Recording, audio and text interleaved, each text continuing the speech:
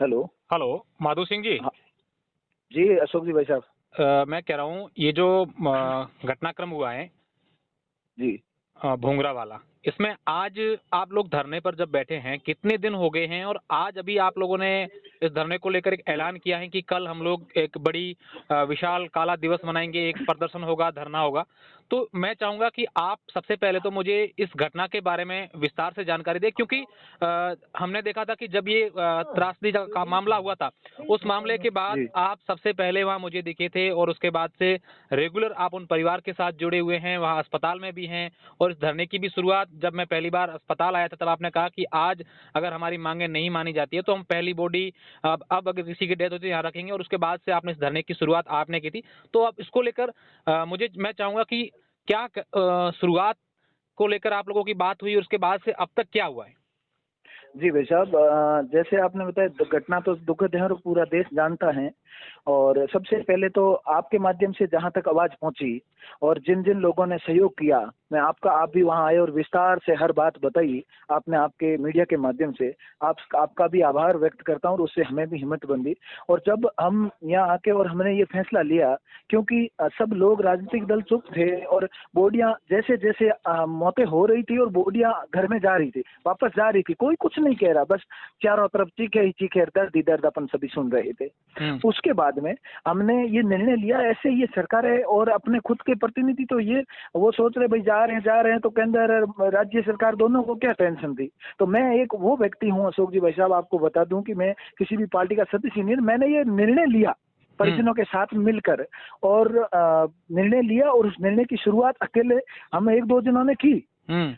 और उसके बाद में इसका धरने का धीरे धीरे चलते चलते चलते ये इतनी संख्या में लोग आने लग गए, इतने बड़ी दूर से लोग आने लग गए जिसकी हम ये सोच भी नहीं सकते थे। फिर हमारी सरकारों से जो वार्ता हुई, उसके बाद में प्रतिनिधि मंडल के रूप में बनाए वरिष्ठ लोगों को, उसमें मैं भी शामिल था। फिर इन्होंने सरकार से वार्ता हुई तो पहले सरकार ने कभी 5 लाख का, कभी 7 का, कभी 10 का, फिर 12, 14, 15, 17 और 17 पे आके गाड़ी अटक गई और नौकरी के लिए स्पष्ट मना कर दिया। इसलिए अभी तुरंत की अपडेट है कि अभी हमने वो 8 बॉडियां अंदर पड़ी है और अभी ये निर्णय लिया। अभी जस्ट मैंने मेरा वाक्य रखा, सभी समाज के हजारों लोग यहाँ हैं, उनके सामने मैंने वाक्य ये रखा कि भाई मैंने धरने की शुरुआत ही इतने दिन मुझे आप सभी नेतृत्वकर्ता के नाम से कह रहे थे, लेकिन आज के बाद में इस रैली का, इस आंदोलन का मैं किसी भी प्रकार से नेतृत्व नहीं करूंगा। आप सब रैली निकालना, मैं यहीं बैठूंगा धरने पे। हम एक दो लोग ही बैठेंगे, बाकी आप सब जाना।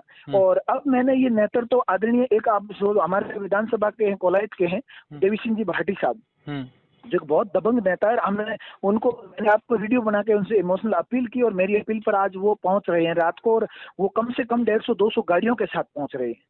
और अब देवी सिंह जी भाटी, नारायण सिंह जी माणकला साहब है जो राज्यसभा सांसद है पूर्व में, उनको और देवी सिंह जी साहब को, जो हमारे समाज के वरिष्ठ लोग हैं, बुजुर्ग भी हैं, वो यहाँ धरने पर भी है, तो उनको मैंने ये जिम्मेदारी सौंप दी कि आज अभी जहां तक जीरो से लेके, मतलब सरकार की 1.5 लाख रुपए से लेके और ये 20 लाख तक जो बात पहुंची है, ये धरने की ताकत थी और ये समाज को अभी तक मंजूर नहीं। अब आगे की जो रूपरेखा है, देखो, जो बड़े रैलियां या बड़े धरने या बड़े स्तर के कार्यक्रम हो जाते हैं, मैं छोटी उम्र का, तो मैं या नेतृत्वकर्ता के रूप में या मैं अपने आप को कुछ कहकर या संबोधित नहीं करूं, ये मेरा खुद का विचार है।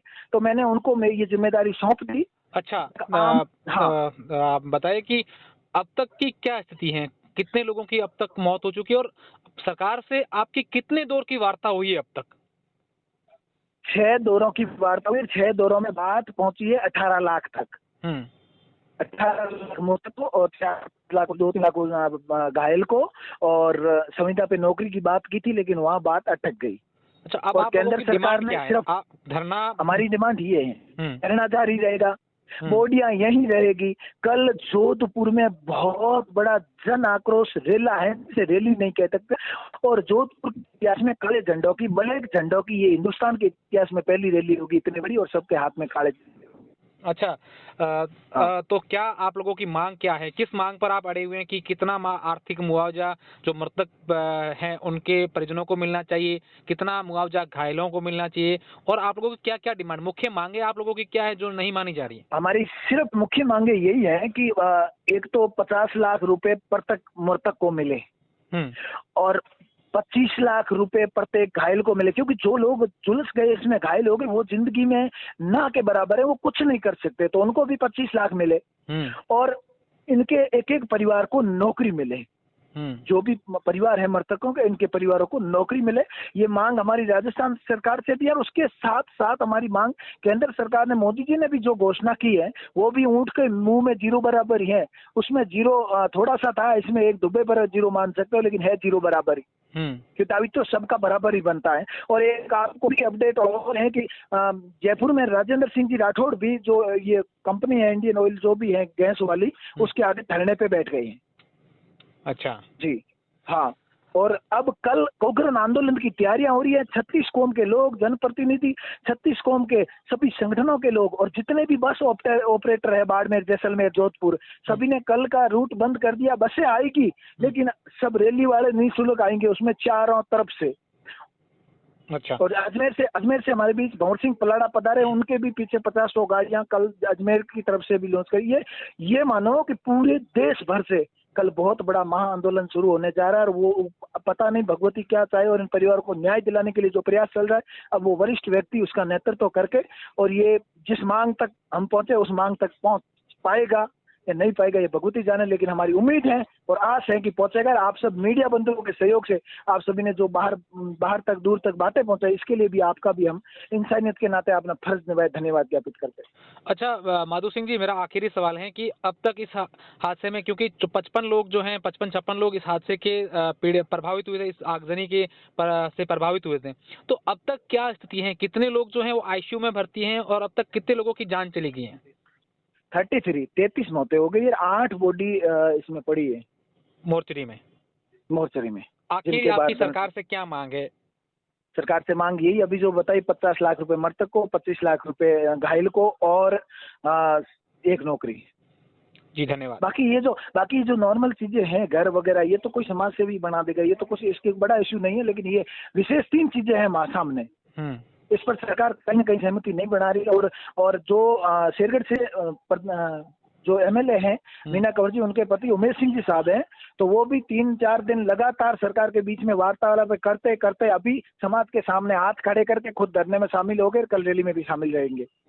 जी धन्यवाद। जी सर, आपका भी।